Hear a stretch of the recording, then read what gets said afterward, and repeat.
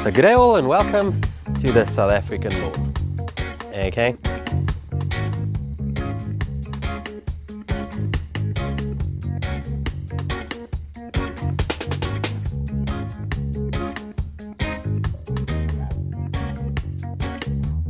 So in this video we're going to talk about one or two or three or four, five or six of the issues that we've seen through the last growing season. And the whole purpose of this is not to tell you, oh, this is what was wrong with our lawn in the last growing season.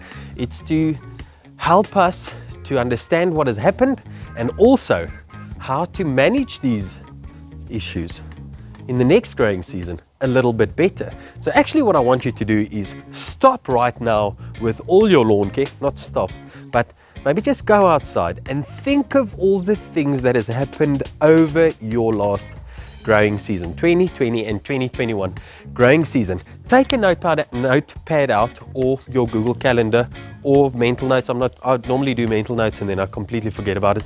And start writing down all the things that you've encountered and when you've encountered it. Because however this is fairly strange weather for Johannesburg, especially those spells that we had for like 2 weeks, it's cloudy and whatnot, but you'll be quite surprised how similar the weather patterns are, and you might experience the same weather or the same issues for that matter in the next growing season. So that's the purpose of this whole video. Get your notepad out, Google Calendar out, mental notes out, and make notes of where these things occurred, and then we can better prepare for next year. So what I want you to do is, whatever issues you've had, write them down and then set a reminder on your Google Calendar or whatever for a month in advance next year in the growing season, so that you can put a preventative down or be ready for these things when they show up. Okay, because it's easy to feel overwhelmed when you've got 2 or 3 quite serious issues like what we've seen here. I'm going to talk about the issues now, like insects and fungus hitting you at the same time because of strange weather and whatnot. And then you feel like, oh, no, I'm struggling in the middle of the growing season. And I want you to not feel as overwhelmed and be a little bit better prepared. That's what this whole video is about. So let's talk about some of the issues right now. Okay, so the first 2 issues that we've probably seen in our lawns this year, not everyone. So if there's some of you that didn't struggle with anything, well done for you. I'm really jealous. But the first 2 things that we've probably seen because of this weather is fungus, and the next thing is insects. Perfect breeding ground for some of those worms to take hold of our lawns, especially if we had a little bit of excess thatch, you know, that, oh geez, that's just breeding ground for funguses and insects. So really I think we need to jot down where when these things happened and maybe put a preventative down next year. Even cultural practices could make a difference, but I think preventatives could be the thing for us next year, especially if the weather is similar to this year. And you'll be quite surprised how similar the weather patterns are, maybe not for as long spells of rain and those type of things, or cloudy weather, but you could encounter these things next year, definitely, if you struggled with them this year. So those 2 things I think caught a couple of people off guard, especially caught me off guard, especially on the Kentucky bluegrass lawn. I think that one's a little bit more susceptible to these funguses and those type of things. And also I put growth regulator down in the middle of the season, so it grew really, really slow. So I couldn't outgrow these. It's not a weak fungus, there's rust disease, but I couldn't outgrow it as quickly and get it under control with just cultural practices or good maintenance, if you get what I'm saying. So jot it down wherever it was in your season and maybe put a preventative down, whether it was fungus or insects for the next season. So the next thing I want to talk about is thatch. Kikuyu lawns are very fast growing grass type. So it is easy to fall into the thatch trap with Kikuyu especially. It grows very vigorous and lush. So I really want you, there's a couple of factors that could contribute to thatch, and mowing more frequently will definitely keep that under control.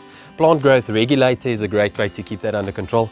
And also, probably the biggest thing is fertilizing. If you're going to hit your Kikuyu lawn in the middle of summer with a lot of nitrogen, it's going to grow bonkers. It's going to go nuts, really. It's going to be a Usain Bolt. It's going to just outgrow your mowing practices by a country mile. I don't care, even if you mow 3 times a week, this Kikuyu flipping grows. You can mow now and mow tomorrow morning, and you'll probably cut like 10 mils off your grass. Okay, not that crazy, but I mean, you get what I'm saying. So I think if you struggled with thatch this year, maybe think of putting down a little bit less nitrogen rich fertilizers next year. I know these grasses thrive on nitrogen, but maybe try and slow it down, or go the plant growth regulator route, or combine that to the best effect. But that's a big thing, trying to get that thatch levels under control so that it doesn't feel that spongy. I'm hearing the word sponge quite a lot. That's why I did a couple of videos on it, and we will do in the future obviously as well. But sponge and thatch and the mower sliding around on the lawn, those are all factors that we really saw this year. And I think it also contributes to the next point that I want to talk about, this weather that we've had, shade issues. So let's talk about shade issues quickly. Okay, so for shade issues, I took you to my strip outside my yard, you know, the driveway area or whatever you want to call it. And right underneath that tree there, I always see the quickest growth. And as you can see, as we get closer here, a couple of weeds, like I say, this is basically my test spot. You can see how long these leaf blades are, and even my real mower struggles to chop everything off because it just grows so quickly, or it seems like it grows so quickly. So shade issues is also a very big thing, and especially with kikuyu and your warm season grass types that needs full sun. The biggest mistake I see people make is mowing too low in the shaded areas. So it might look like that grass is the greenest there, and you might think that, oh, kikuyu actually likes the shade a lot, but it really doesn't. It actually shoots out leaves and it stands up straight. You must remember, a leaf blade is a solar panel, and that solar panel is there to gather sunlight. So kikuyu absolutely loves it. It grows the best in full sun. So your shaded areas, even though it seems like it's growing taller quicker, it's really because that leaf blade is standing upright to create as much photosynthesis or whatever, to grab as much sunlight, to create energy for itself to grow. So I've seen this guy in Pretoria, Mr. Kirsten there in Pretoria. He actually does a great trick where he cuts his kikuyu to a certain level, and then the parts in the shade he cuts with a different lawnmower at a different height. I think it's a different lawnmower at a different height, the parts in the shade.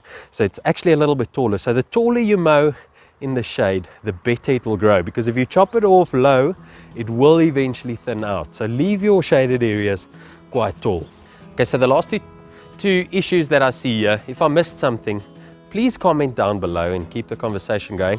I'll try and comment as quick as possible. I'm not very good with comments, but it's irrigation and dry spots. Okay, so I did a couple of videos already on hydrophobic soils. So if you see dry spots on your lawn or parts that dry out quick, you might want to add something like a wetting agent to transform your hydrophobic soil into something that can grab onto water and hold onto water a little bit longer and better. And then also irrigation. I see it ever too quickly, people irrigating a kikuyu lawn, which is super drought tolerant in general, irrigating your lawn every day for 5 or 10 minutes. Guys, that is the furthest thing from the correct thing to do that you can. It is literally, I don't know, that is so far off. Literally the mindset for actually all grass types is to irrigate it as heavily as possible with like 20 mils of water. That's a lot of water, or 10 mils of water, and allow it to go through the soil and train the roots to grow down as deep as possible. Not to give it water and let that water sit on top and train your roots to grow back up. That'll turn your flippin' lawn from being drought tolerant to an absolute disaster. You're really training your roots, especially in this time when we're going to stop having rain now. If you keep irrigating your kikuyu lawn and it doesn't get a lot of frost, it's actually going to stay green. So especially in that period, train your roots to grow even deeper, guys. Don't give it water every day. Give it water once a week. Or if it dries out quickly, maybe twice a week. But don't go and irrigate every day. Irrigate when your lawn needs it. If your lawn dries out, that'll give you a good indication. It takes 3 or 4 days for my lawn to dry out, and then give it another heavy dosage of water. Don't irrigate every day. You're really training your roots to grow back up, and you're increasing your chance of fungus because the leaf blades are wet all the time. And please irrigate, if possible, either late afternoon, so it gets time to dry out, or in the early mornings, so that the morning sun will dry out the leaf blade, so we don't increase the chance of fungus. Guys, I think that's going to wrap up this video. Thank you so much for watching.